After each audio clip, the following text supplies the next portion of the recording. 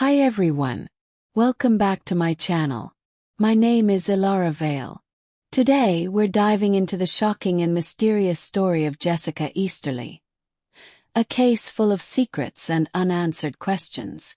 But before we get started, don't forget to hit that subscribe button so you won't miss any updates on this investigation.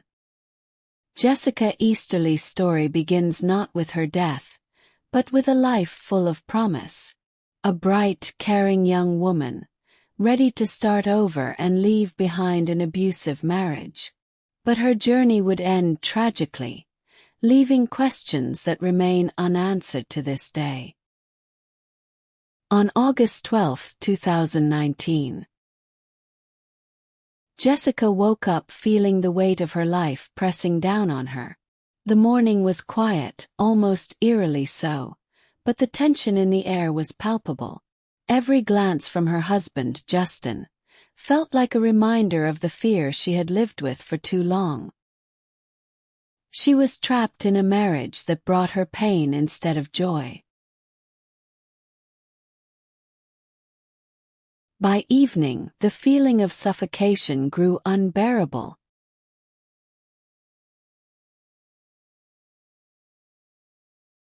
Her mind raced with questions, doubts, and fears. But deep inside, a small voice whispered that she deserved better. That night, Jessica reached out to her closest friend, Maria. She called her 3 times, each call more desperate. I can't do this anymore. I need out. On August 13, 2019, Jessica did not respond to Maria's calls. They planned for Maria to pick her up the next day, but fate would intervene. In that moment, a decision. She would leave Justin.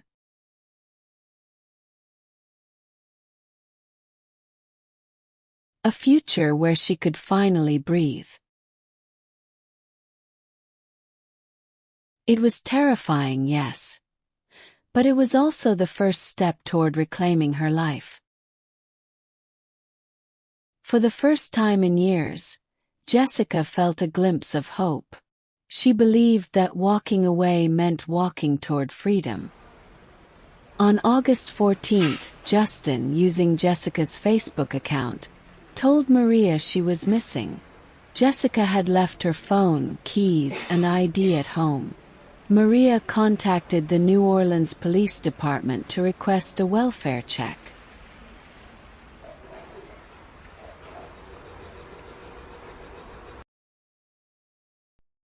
August 14, 2019.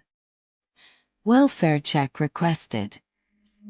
On August 22, 2019, Jessica's sisters, Amanda and Audrey, along with their cousin Doug, went to New Orleans. While scouting her Lakeview neighborhood on Kenilworth and Orland streets, they found Jessica's body, just 2.5 blocks from her home. Police were called immediately, and the coroner collected the body. The highway stretched endlessly ahead, silent and empty, carrying only the weight of loss.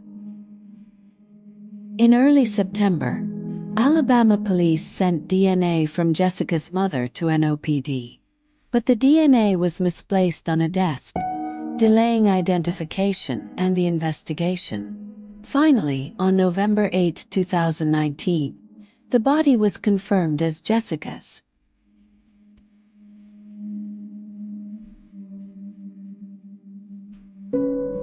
Weeks went by.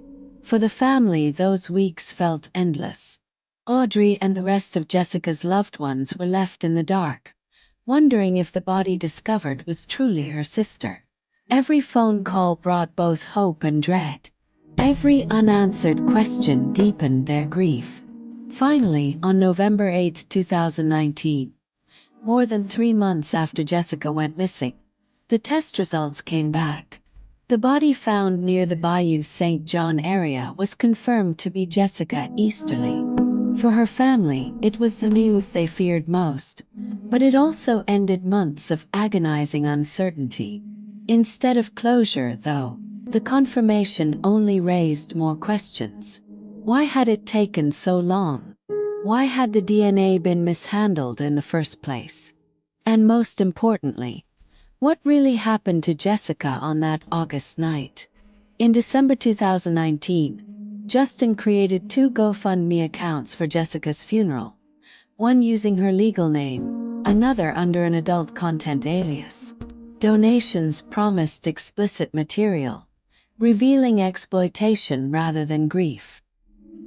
The coroner's autopsy, released January 31, 2020, revealed Jessica had suffered a fractured nose, broken jaw, broken rib, and a broken C4 vertebra. The cause and manner of death were initially listed as undetermined. On March 15, 2020, a couple in the Lakeview neighborhood contacted Audrey, reporting they had found Jessica's ID and blanket, just 15 yards from where her body had been discovered 7 months earlier.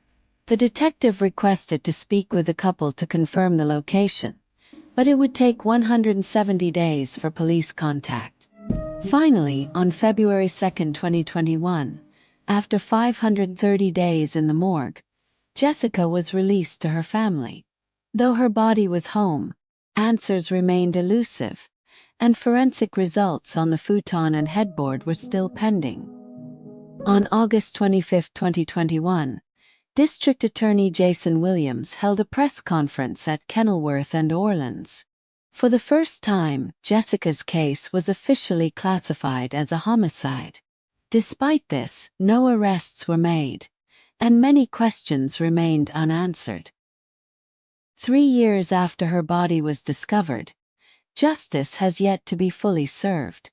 Jessica's story remains a reminder. Families should not have to fight the system for answers. If you have information, contact Crime Stoppers at 5048221111. Every tip matters.